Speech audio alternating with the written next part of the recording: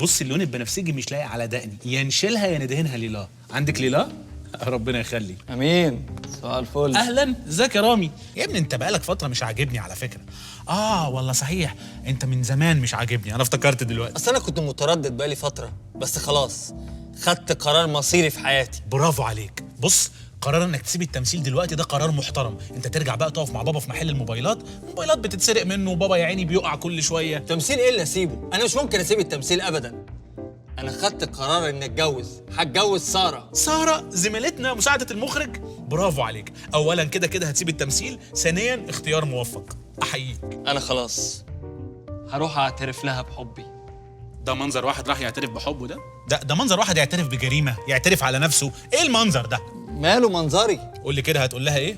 يا ساره انا بحبك وعايز اتجوزك. ايوه وزود لي بطاطس وعايز كول سلو كاتشب مايونيز. ايه يا ابني انت بتطلب اوردر يا ابني؟ ده جواز يعني. انت رايح تسوق لنفسك. انت ما بتشوفش افلام اجنبي ولا ايه؟ لا ما بشوفش. ما بتشوفش افلام اجنبي وعايز تتجوز ساره يا رامي؟ طب اروح اشوف فيلمين اجنبي بسرعه واجي؟ وليه تبهدل نفسك وتروح وتيجي؟ الاجنبي كله هنا. انا احكي لك يا معلم. بص يا رامي، اللي انت رايح تعمله دلوقتي ده اسمه بروبوزل. قول ورايا كده. بروبوزل؟ لا خلاص ما تقولهاش، يعني اعملها ما تقولهاش. حتى لو حد طلبها منك طنشه، اوعى.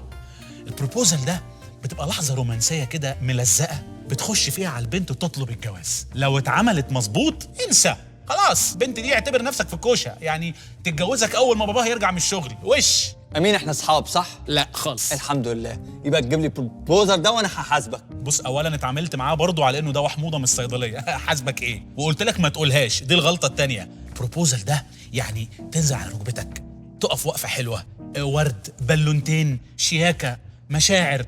انا اقف اصورك، اشير، اصرخ من السعاده، اتفاجئ. بص بقول لك ايه، سيب نفسك خالص، انا هظبطك. ايوه امسك دي بقى كده يا معلم، كده شكلك بقى لا يطاق. بجد يا امين انا عارفك ما بتجاملش. انا هضرك؟ بس انا مش عارف هي اتاخرت ليه كل ده. لا احنا مالنا بقى، احنا مستنيين تتاخر ما تتاخرش، بعدين عروسه بقى. اصل انا زهقت ورد وبلالين لا ما تسيبش البلالين دي يا ابني، ده هيليوم، تسيبه يخبط في السقف. هيليوم؟ رامي انت لا تعرف البروبوزر ولا تعرف هيليوم؟ بجد انت اول مره تتعامل مع الهيليوم؟ طبعا يا ابني ده ظريف جدا. طب بص، بما اننا مستنيين بقى، استنى اوريك حاجه هنتسلى موت. شد. اوعى يكون فيها حاجه وحشه. بقول لك مش هضرك. ايوه هداك. صباح الخير يا جماعه. ايه يا امين، انت بعت لي حاجه بتقول لي عايزك ضروري، في ايه؟ بص يا ساره، انت طبعا عارفه ان الجواز اسمه نصيب، واحنا بنحب ندخل البيوت من بيبانها. معلش انا اسف، في حاجه في الصوت. انا امين مش عايزين هزار، احنا عايزين نتكلم بجد. والله العظيم دمه بقى خفيف.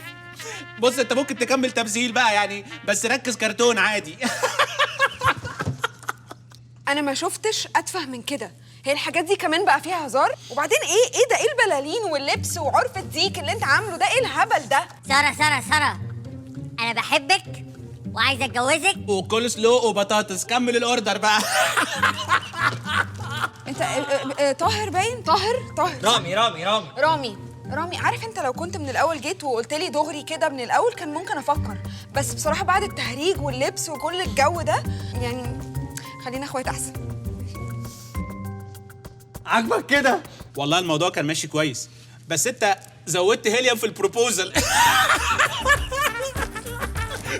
والله العظيم لو كانت الجوازه مشيت ما كنا ضحكنا الضحك ده. شد بقى شد.